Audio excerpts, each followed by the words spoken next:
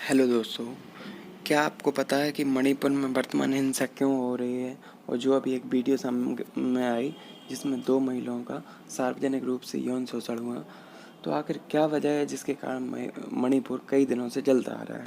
तो इस वीडियो में बनी रहिए, मैं आपको बताता हूँ आखिर रीज़न क्या है। दरअसल यहाँ पर बहुत सारे ट्राइबल समुदाय और अन्य समुदाय रहते हैं, जिनमें मैती समुदाय प्रमुख है। मैती समुदाय जिसको अभी एसटी का दर्जा नहीं प्राप्त हुआ है। दूसरा समुदाय है यहाँ पर कुकी समुदाय। कुकी समुदाय कौन है? जिनको एसटी का दर्जा मतलब शेड्यूल्ड ट्राइब्स या जनजाति का दर्जा प्राप्त है, और ये पहाड़ी क्षेत्रों पर बसते हैं, और ये लगभग 90% क्षेत्र पर बास करते हैं पहाड़ के। जबकि मैती समुदाय ओनली 10% क्षेत्र पर ही इनकी लगभग 48% पॉपुलेशन रहती है, और ये मैदानी क्षेत्रों में रहते हैं। माना तो ये जाता है कि मैती समुदाय के लोग काफ़ी संपन्न हैं, जबकि ये रियलिटी नहीं है। जितने मैती समुदाय के लोग संपन्न हैं, उतनी कुकी समुदाय के संपन्न हैं। अब बात करते हैं आज़ादी के बाद की। आज़ादी के बाद क्या हुआ था? 1949 में इधर का जो राजा था, जो स्वतंत्र था, क्योंकि इसने द्वितीय विश्व युद्ध के भी साक्ष्य देखे हुए थे और अंग्रेजों से भी लड़ता हुआ आया था, तो 1949 में इसने भारत सरकार के साथ एक पैक्ट साइन किया, जिसके बाद यह भारत में शामिल हो गया 1949 में। फिर 1956 में इसको मणिपुर को केंद्र शासित प्रदेश बनाने की घोषणा की गई। 1956 के बाद 1972 में इसको एक स्टेट का दर्जा दे दिया गया। तब से यहाँ पर प्रॉपर चुनाव होते आ रहे हैं। अब बात करते हैं यहाँ पर मैथ्यू कुकी के अलावा और कौन कौन से समुदाय पाए जाते हैं। तो उनमें और कौन कौन से समुदाय हैं, और आ जाते हैं इधर पर नागा समुदाय, जो माना जाता है कि नागालैंड और कुछ म्यांमार में है। तो यहाँ पर भी इनकी एक अच्छी खासी संख्या है, जो ये भी पहाड़ी क्षेत्र में रहते हैं, और इनको भी शेड्यूल्ड ट्राइब्स का दर्जा प्राप्त हुआ है।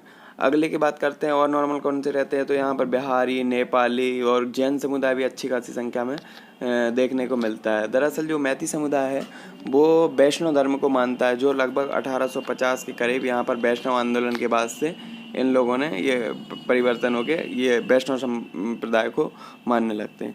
अब बताते हैं कि इससे मतलब जो अभी ये हंगामा हो रहा है, ये हिंसा हो रही है, इसका मुख्य रीज़न क्या क्या है?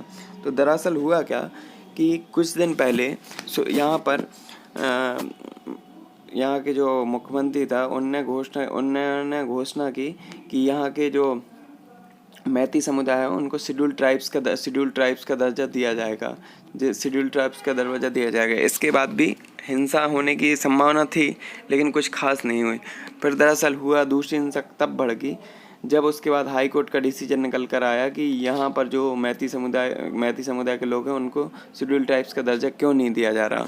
उसके बाद से ऑल ट्राइबल स्टूडेंट्स यूनियन के द्वारा यहाँ पर विरोध प्रदर्शन किया गया, लेकिन उसमें कुछ हथियारबंद लोग जो माना जा रहा है कि कुकी समुदाय के हो सकते हैं, ये लोग जैसे ही एंट्री करी तो यहाँ पर हिंसा भड़क गई, और फिर एकदम से पहाड़ी क्षेत्रों से लगातार इन पे मैती समुदाय पर हमला होने लगे, और पूरे मैती समुदाय भाग खड़ा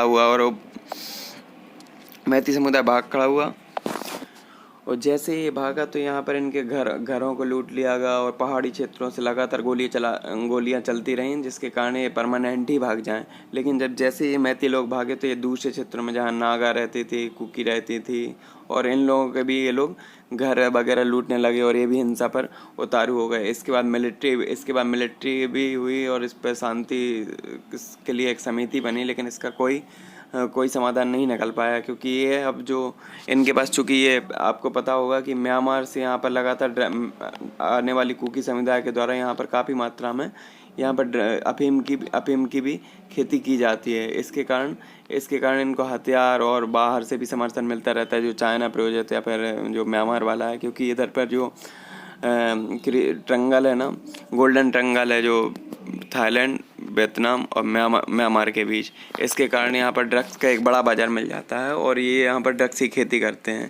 तो इससे हमले की वजह ये भी बताई जा रही कि शायद इन लोगों को डर था कि कहीं ये हमारे ड्रग्स की खेती बंद ना हो जाए।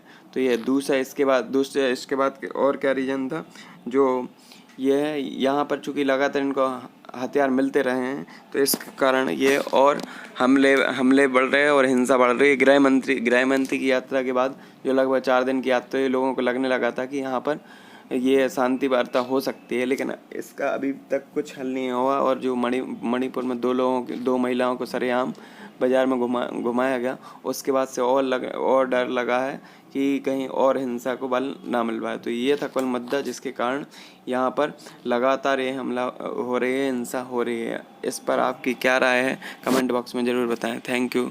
Please like and subscribe.